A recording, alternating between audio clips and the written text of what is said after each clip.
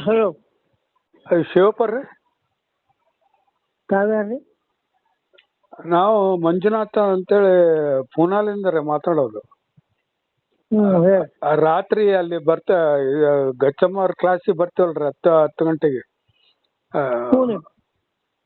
ಅದೇ phone number ಸಿಕ್ತು ನಿಮ್ಮದು. ಅದಕ್ಕೆ ಏನೋ ಭಾಳ ನೀವು ಮಾತಾಡಿಲ್ಲ, ನಿಮ್ಮ ಹತ್ರ ಮಾತಾಡೋಣ ಅಂತ ಫೋನ್ ಮಾಡಿದ್ದೆ ರೀ. ತಮ್ಮ ವಾಣಿ ಕೇಳಿ ಆನಂದ ಆಯ್ತಪ್ಪ ಯಪ್ಪ ಗುರುನಾಥ. ನಾವು ಅವಾಗ ಫೋನ್ ಮಾಡಿದ್ವಿ, ಯಾಕೆ ಎತ್ತಲಿಲ್ಲ? ಎಲ್ಲಾರ ಹೊರಗೆ ಹೋಗಿರ್ಬೇಕು ಅಂದ್ಕೊಂಡೆ. ಚಾರ್ಜ್ ಇದ್ದಿಲ್ಲ ರೀ, ಚಾರ್ಜ್ ಇಟ್ಟು ಹೊರಗೆ ಹೋಗಿದ್ವಿಯಪ್ಪ.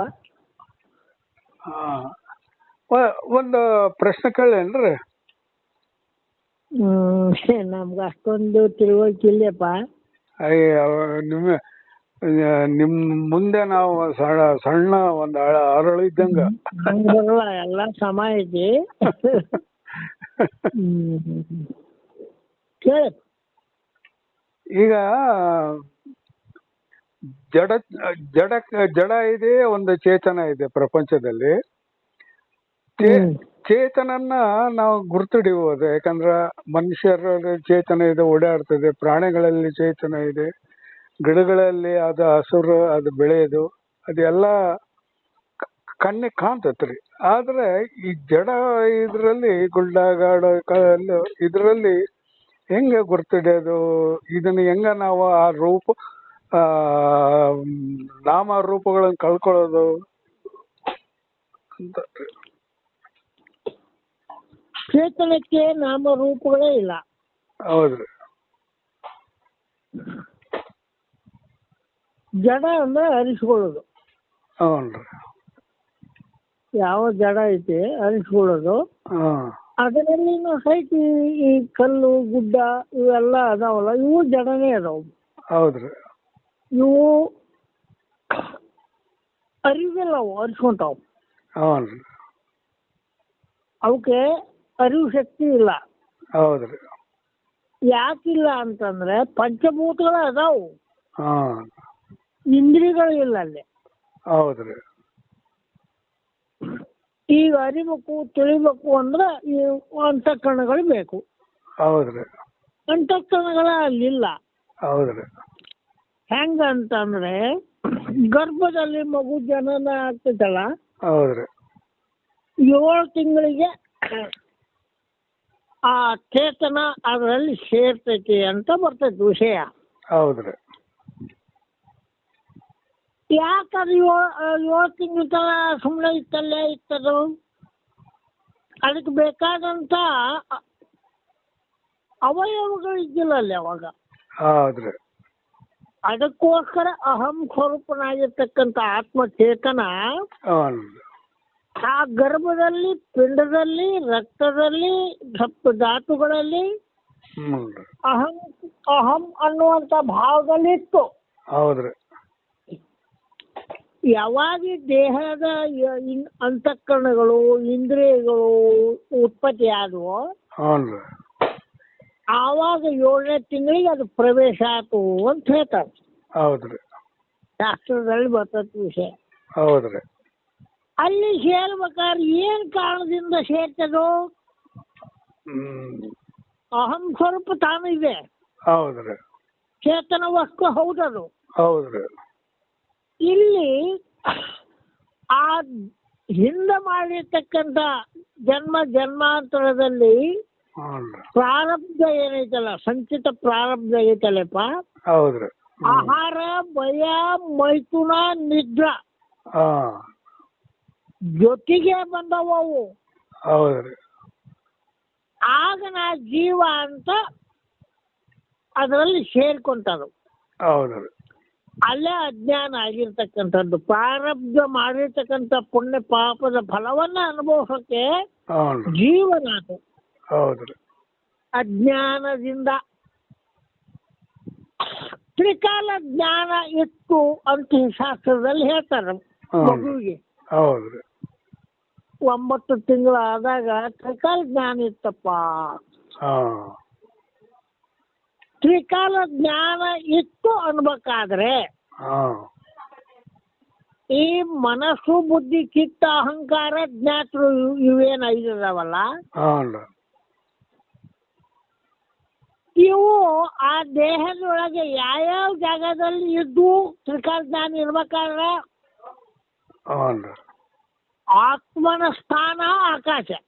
ಆಕಾಶ ರೀ. ಹಾಂ ಆಕಾಶ ಸ್ಥಾನ ಏನೈತಲ್ಲ ಅದು ಆತ್ಮನ ಸ್ಥಾನ. ಹೌದ್ರಿ. ವಾಯು ಸ್ಥಾನ ಜೀವನ ಸ್ಥಾನ. ಹ್ಞೂ ರೀ.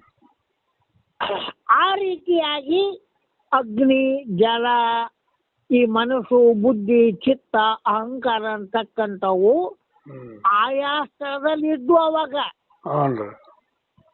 ಅವಾಗ ಜ್ಞಾನ ಇತ್ತು. ಹ್ಞೂ ರೀ. ಈ ಪ್ರಾರಬ್ಧ ಏನೈತಲ್ಲ ಹ್ಞೂ ರೀ. ಈ ಜೀವನ ಜೊತೆಗೆ ಒಡನಾಡಿಕೊಂಡು ಇನ್ನೂ ಸುಖ ಬೇಕಂತ ತಿಳ್ಕೊಂಡು ಹ್ಞೂ ರೀ. ಆ ಪ್ರಾರಬ್ಧ ಏನ್ ಮಾಡ್ತೀವಿ ಜೀವನ ಸ್ಥಾನಕ್ಕೆ ಎಳ್ಕೊಂಬಂದ್ಬಿಡ್ತೇವೆ. ಹೌದ್ರಿ. ಹ್ಞೂ ಆಗ ವಿಷ್ಣು ಪರಮಾತ್ಮನ ಧ್ಯಾನ ಮಾಡಕತ್ತೀರ ಜೀವ. ಯಪ್ಪ ಇದೊಂದು ಹೊರಗೆ ಹಾಕಿ ನಾನು ಅಂತ. ಹ್ಞೂ ಅದರಂತೆ ಹ್ಞೂ ಈ ಜಡ ವಸ್ತುಗಳಲ್ಲಿ ಅಂತಃಕರಣಗಳು ಇಲ್ಲ. ಹೌದ್ರಿ. ಈ ಭೇದಾದಿಗಳು ಸಹಿತ ಆತ್ಮನಿಗಿಲ್ಲ. ಹ್ಞೂ ರೀ. ಸ್ವಗತ ಸಜಾತ ವಿಜಾತಿ ಭೇದ ಅಂತಕ್ಕಂಥದ್ದು ಏನೈತಲ್ಲ ಆತ್ಮನಿಗಿಲ್ಲವು. ಹೌದ್ರಿ.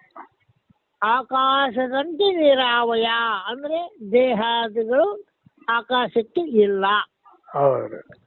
ಅಖಂಡ ಪರಿಪೂರ್ಣ ಅರುಸ್ವರೂಪ ಬಯಲು ತಾನೇ ಇರುವುದರಿಂದ ಹಾಂ ಆಕಾಶದಂತೆ, ಆಕಾಶ ಅಂದ್ರೆ ಒಂದು ತತ್ವ ಅದು.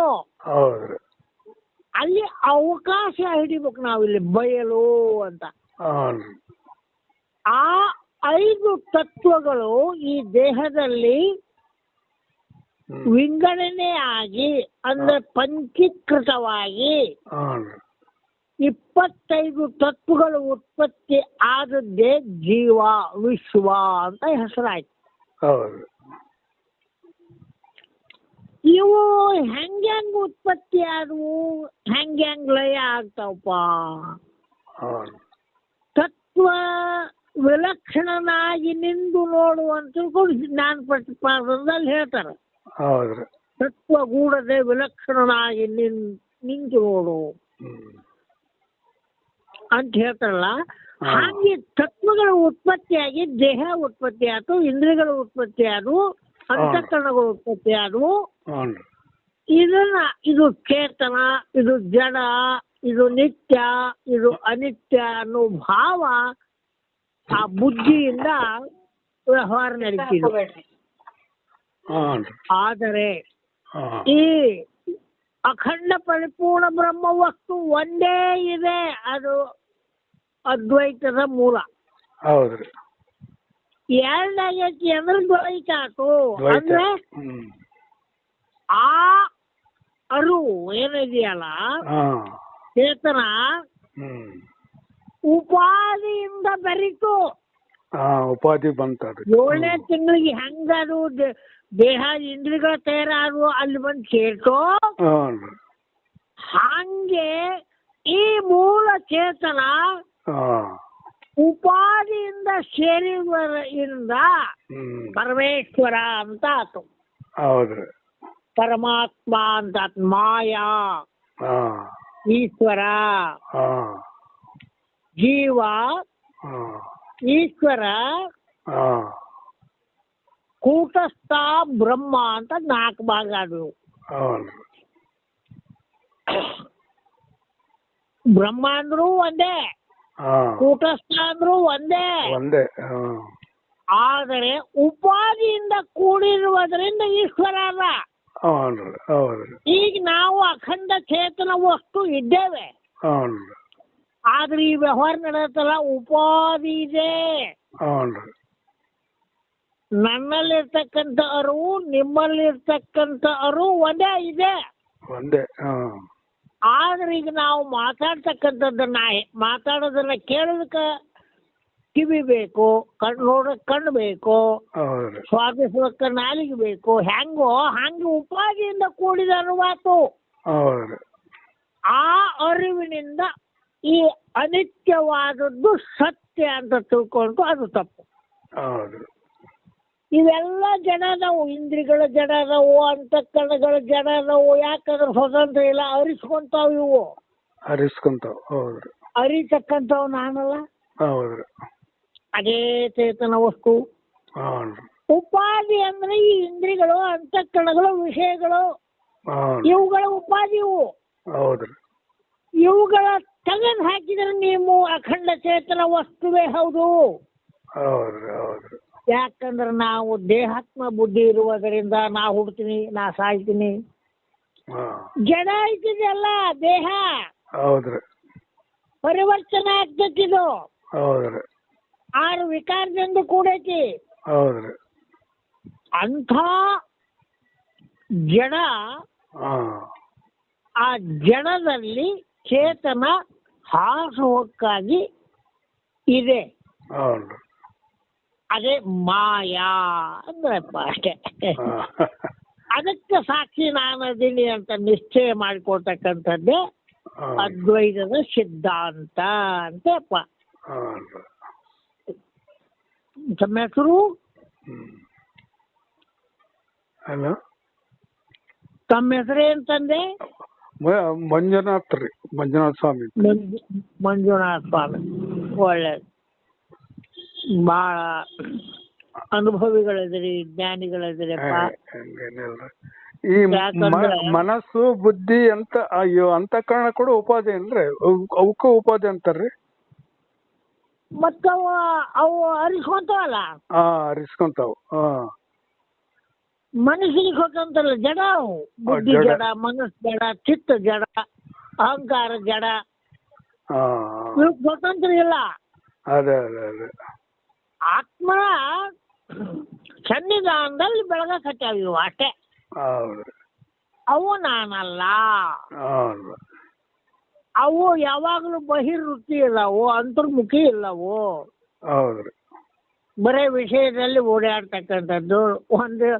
ಒಂದು ನೋಡಿದ್ನಂದ್ರೆ ಅದು ಸಾಲದಾಗ ಮತ್ತೊಂದು ಹೋಗೋದು. ಹಂಗ ಮನುಷ್ಯನ ಧರ್ಮ ಅದು, ವೃತ್ತಿ ಇರ್ತಾವಲ್ಲ.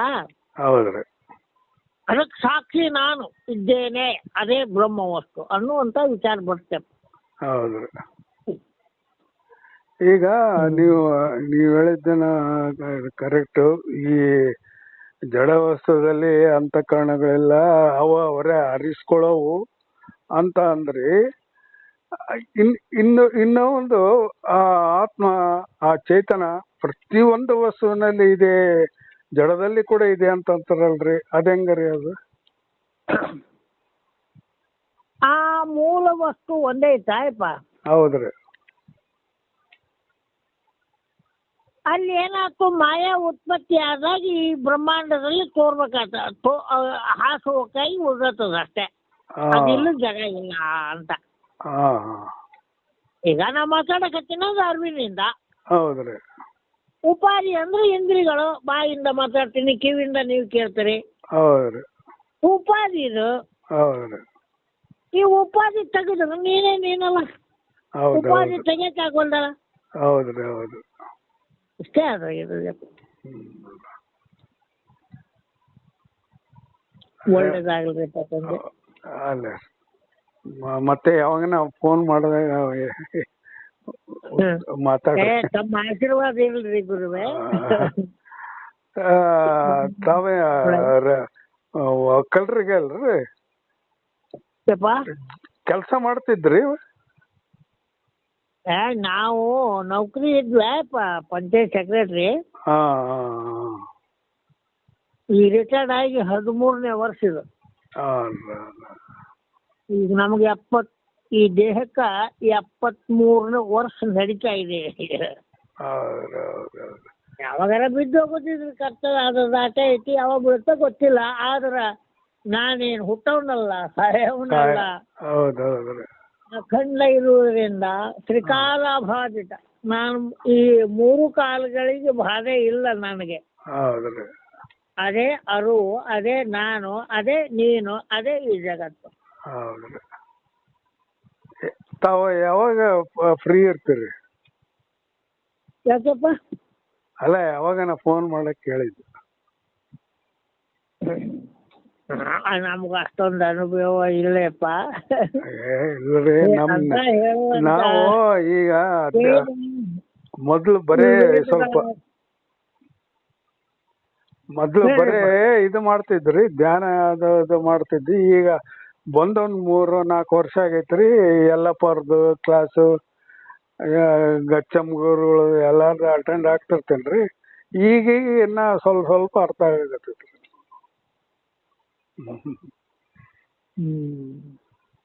ಮತ್ತೆ ಮಾತಾಡ್ತೇನೆ ನೋಡ್ರಿ. ಮತ್ತೆ ಯಾವಾಗನ ಫೋನ್ ಮಾಡಿ. ಶರಣ್ರಿಯಪ್ಪ, ಶರಣ್. ಶರಣ್ರಿ.